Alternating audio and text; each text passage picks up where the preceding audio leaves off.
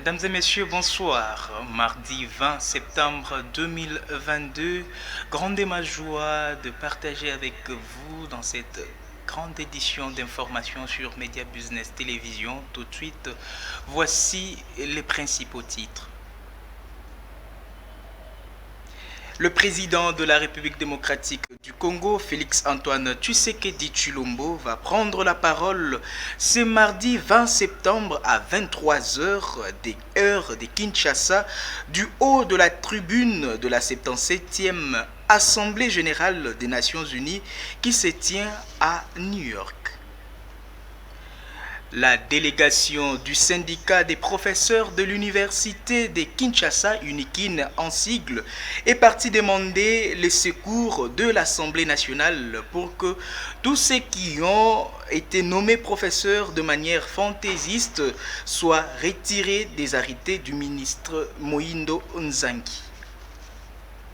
Les léopards U-23 de la République démocratique du Congo ont dominé Saint-Luc de Kananga à manche amicale de fixation le lundi 19 septembre 2022 au terrain synthétique du centre Korampova de Lancelé par le score de 4-0.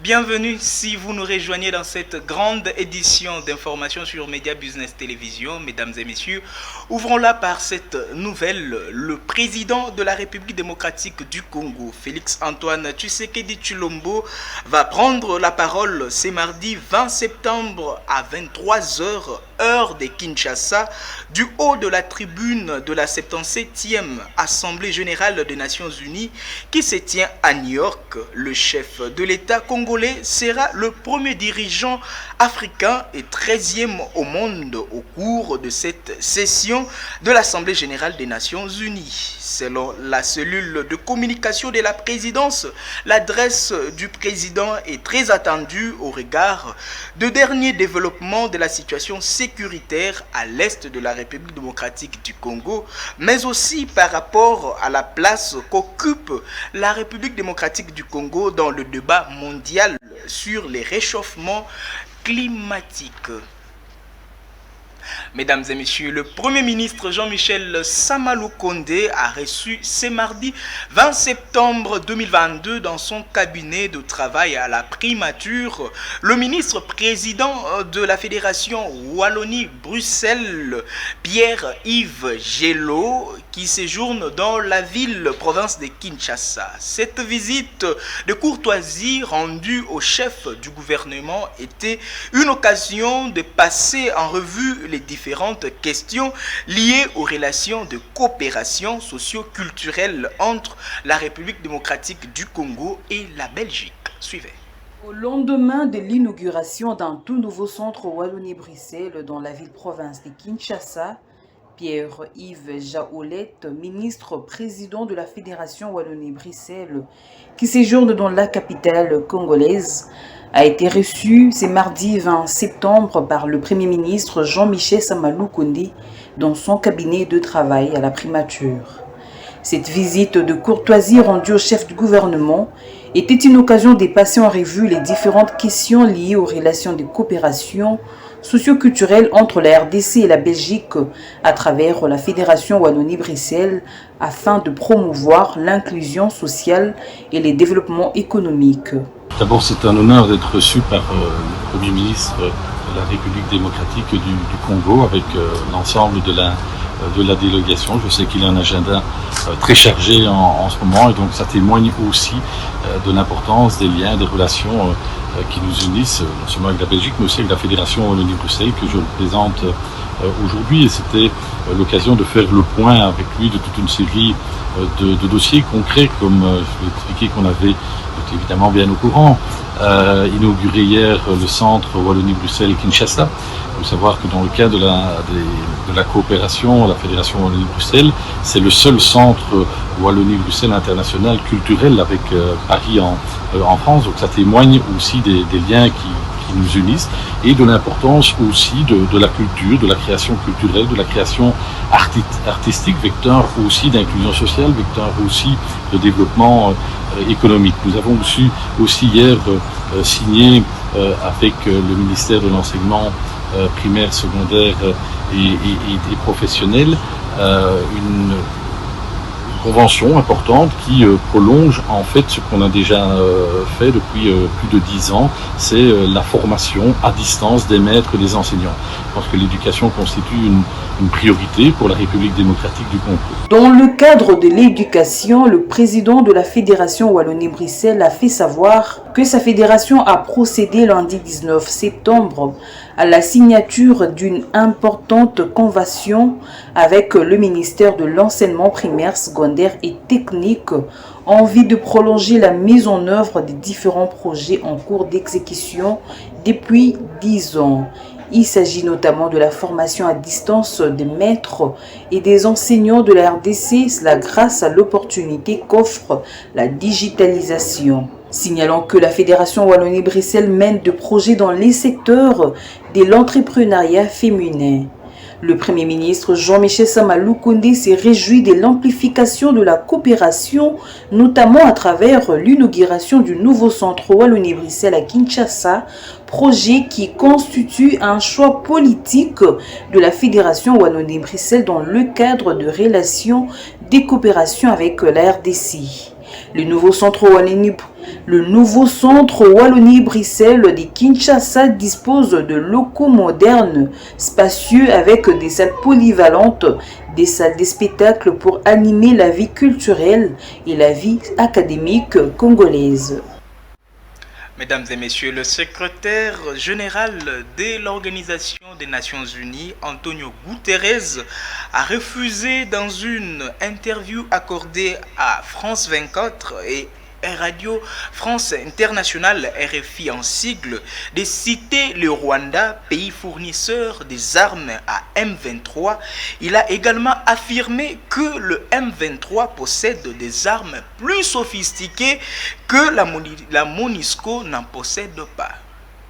Dans l'est du Congo-Kinshasa, les populations manifestent contre les casques bleus de la MONUSCO parce qu'elles accusent ces casques bleus de ne pas les protéger contre les rebelles. Il y a eu des manifestations meurtrières au mois de juillet. Est-ce que vous allez envisager un départ anticipé de ces casques bleus avant la date de 2024 et peut-être même avant la présidentielle de la fin 2023, comme vous le demandent plusieurs autorités? Il y a un programme de réduction progressive de la force qui est accordé avec le gouvernement, mais parlons franchement. Les populations ont le désir et la perspective que les forces onusiennes soient capables de battre les mouvements qui les attaquent et de leur garantir la protection. Mais on est dans une situation extrêmement difficile. Vous voyez, l'M23. L'M23 a été, comme vous savez, la raison de ces dernières manifestations. Le fait que les Nations Unies ne sont pas capables de battre l'M23. La vérité, c'est que l'M23 aujourd'hui est une armée moderne, avec des équipements lourds, qui sont plus perfectionnés que les équipements de la MONUSCO. Et viennent-ils du Rwanda, ces équipements? Ils viennent de quelque part. Bon, vous semblez dire ils oui. Ils viennent de quelque part. De quelque part d'à côté. Ils ne sont pas nés dans la forêt. Ils viennent de quelque part. Alors, ce qu'il faut, à mon avis, et c'est l'essentiel, c'est de trouver une discussion sérieuse entre le Congo, le Rwanda et l'Ouganda pour qu'on puisse avoir une perspective conjointe pour éviter cette permanente situation qui nous fait toujours, quand on a un progrès, venir en arrière. Il faut que ces pays se comprennent mutuellement et il faut que ces pays coopèrent effectivement pour la sécurité de l'Est du Congo et aussi pour les garanties de sécurité, il ne faut pas l'oublier, du Rwanda et de l'Ouganda. Il ne faut pas oublier que l'ADF est un mouvement originaire de l'Ouganda.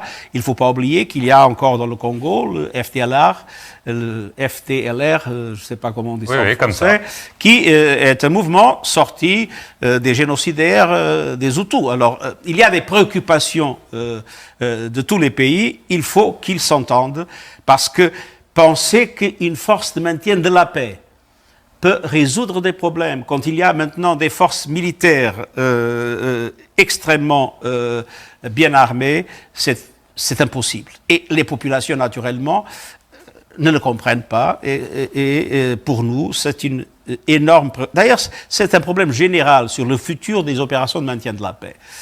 Les opérations de maintien de la paix étaient faites pour maintenir la paix. Mais maintenant, elles opèrent dans des situations où la paix n'existe pas.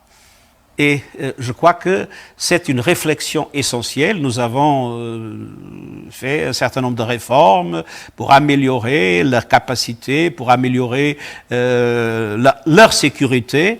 Mais la vérité, c'est qu'il nous faut une réflexion profonde sur le futur du maintien de la paix dans des situations comme celle-là. Et moi, je suis entièrement favorable à qu'il y ait des forces d'imposition de la paix et de lutte antiterroriste, des forces africaines d'imposition de la paix et de lutte antiterroriste, menées sous l'égide de l'Union africaine et financées par les contributions obligatoires du système des Nations Unies, comme les forces de maintien de la paix. Sans des forces africaines robustes d'imposition de la paix, je crois qu'on n'ira nulle part. Mesdames et messieurs, le général Célestin Kanyama, chargé des écoles de formation de la police nationale congolaise, était au Nord Kivu pour rencontrer le gouverneur militaire de la dite province pour sensibiliser pour les recrutements des militaires et policiers. C'était ce mardi 20 septembre 2022. Tolobi boy nalekaki awa mpona kopesa mbote na mokonzi ya province ndenge tosalaki yango na Ituri. Nous passons également ici faire la même chose pour dire que bientôt les recrutements ekosalama na mboka mobimba kozela mitindo ya mokonzi ya mboka. Et puis ndenge batuni mutuna awa esi bato wana bakoforme bango na ndenge nini bakoforme bango ndenge baformaka bapolisier ya mokili mobimba. Nous ne faisons pas l'exception. Il ne faut pas croire que quand tu viens à la police, okoya kokuta bate batelio likolo ya sani ya mbele po ba former. Non, ba ko former nde ba formaka batu nyos, bipa nyos.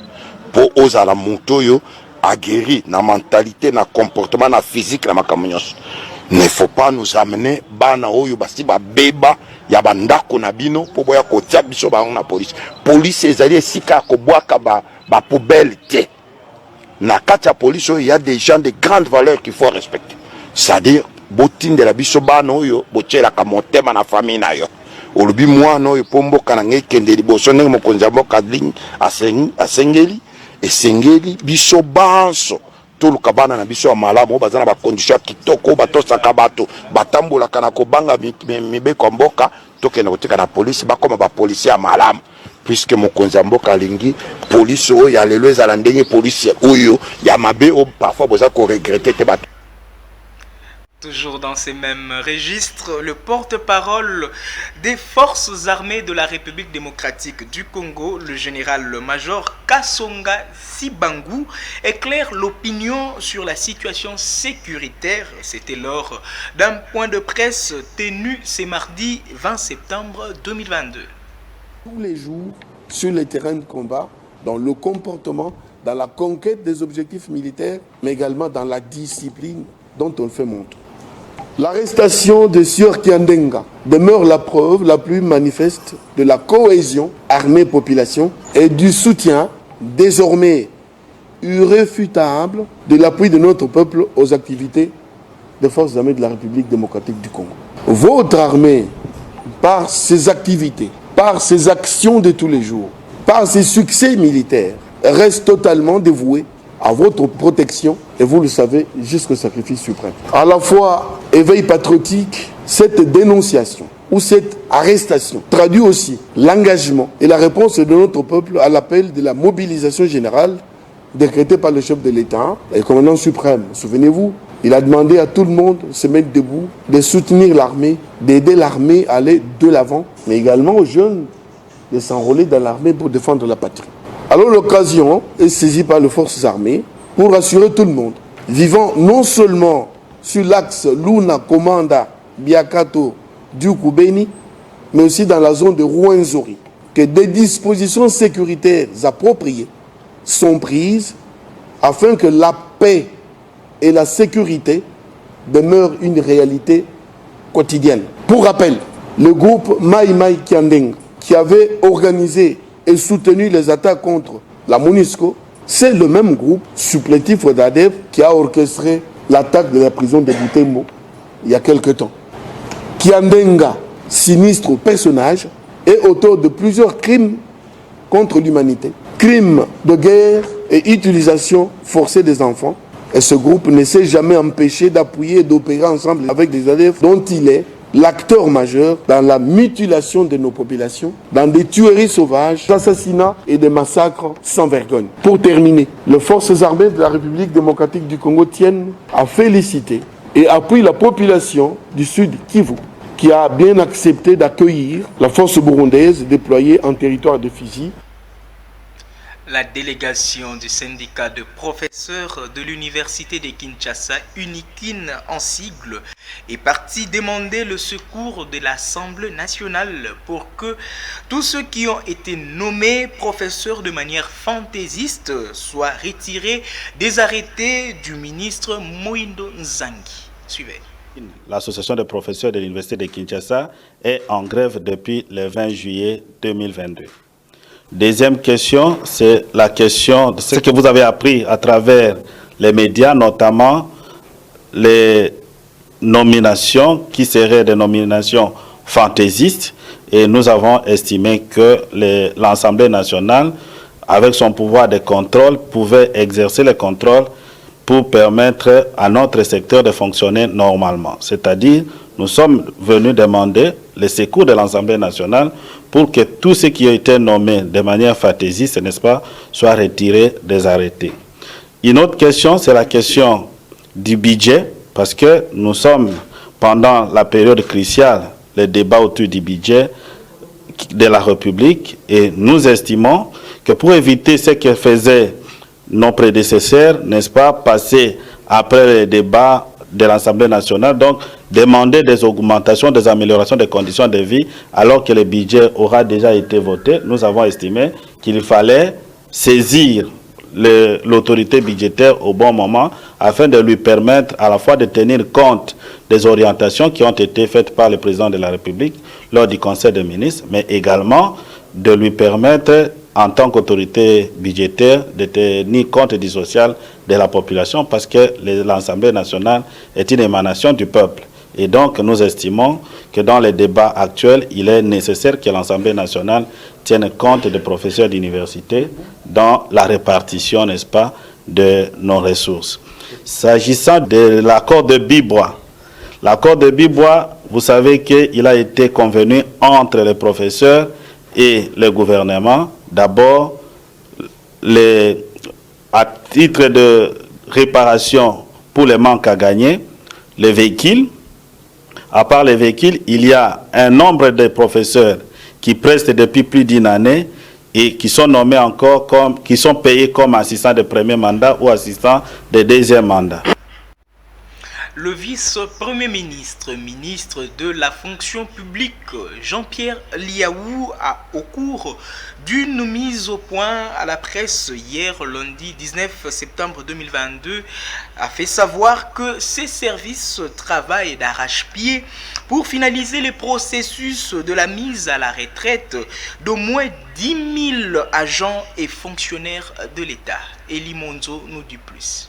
Environ 4 406 fonctionnaires, dont 36 secrétaires généraux, 319 directeurs, 367 chefs de division, 594 chefs de bureau, 600 ATA1. En effet, cette initiative est conforme à l'opinion inclusive des réformes telles que prônées par le gouvernement ainsi que le règlement du différend relatif à la retraite des 377 agents des régies financiers et de l'Institut national de statistique comprenant 26 directeurs de 23 chefs de division, 39 chefs de bureau. Selon Jean-Pierre Liaou, cette première vague de la mise en retraite qui intervient après la signature des ordonnances du président de la République, Félix Tshisekedi, concerne essentiellement le secrétaire général de l'administration des agents, les agents centenaires nonagénaires. Ce processus de la mise en retraite, explique Jean-Pierre Liaou, est irréversible à sa fluidité, va permettre le rajeunissement de l'administration publique avec les recrutements de jeunes plus méritants et plus compétents, ainsi pour mettre fin au système des privilégiés. Cette mise en retraite permet d'aérer les cadres organiques des services, de créer des vacances des postes et de générer l'explosion des opportunités de carrière, notamment en termes d'avancement en grade. Le conseiller spécial du chef de l'État Félix Antoine Tshisekedi en matière stratégique a reçu la convocation du procureur général près la Cour de cassation suite à ses allocutions portant diffamation à l'endroit du président de la République démocratique du Congo. Suivez. La société civile affirme suivre de près l'évolution de ces dossiers dès lors de la justice s'est saisie de l'affaire. L'Association congolaise pour l'accès à la justice, ACAJ, qui s'est félicité de la démission de Vidi Etimanga, avait recommandé au procureur général près la Cour de cassation ordonner une enquête judiciaire crédible et exhaustive. De son côté, Jean-Claude Poutou, porte-parole de la coalition Le Congo n'est pas à vendre, attend également une action similaire à amener par l'inspection générale des finances IGF. Ouvrir une enquête et aller au-delà des déclarations des sanctions éventuelles pour vérifier ces affirmations, les nombres de comptes offshore de prénoms des mines qui sont distribuées aux gens à la présidence. Jimmy Kandé, président du réseau panafricain de lutte contre la corruption UNIS, espère que Félix Tshisekedi, le président de la République, fera le ménage dans son entourage. L'inaction du président le rendrait pratiquement coupable ou complice de ces genres de pratiques, étant donné qu'il a été présenté comme celui qui laisserait Vidi Etimanga faire des affaires en son nom. Les activistes réclament également des explications claires de la part de la société civile inavouée avec laquelle Vidi Etimanga aurait fait affaire, selon les vidéos diffusées. Mesdames et messieurs, parlons sport dans ces journaux. Les léopards U23 de la République démocratique du Congo ont dominé Saint-Luc de Kananga en match comptant en amical de fixation le lundi 19 septembre 2022 au terrain synthétique du centre Koarampova de Lancélé par les scores étriqués de 4-0. Suivez. Les léopards U23 de la RDC ont dominé Saint-Luc de Kananga en match amical de fixation le lundi 19 septembre au terrain synthétique du centre technique Koarampova de Lancélé par 4-0. Ce match de fixation a été le dernier pour les espoirs de la RDC avant leur départ pour Addis Abeba en Éthiopie. Ils seront reçus par leurs adversaires éthiopiens de la catégorie le jeudi 22 septembre en match aller des éliminatoires. Premier tour de la Coupe d'Afrique des Nations Unies U23 Maroc 2023.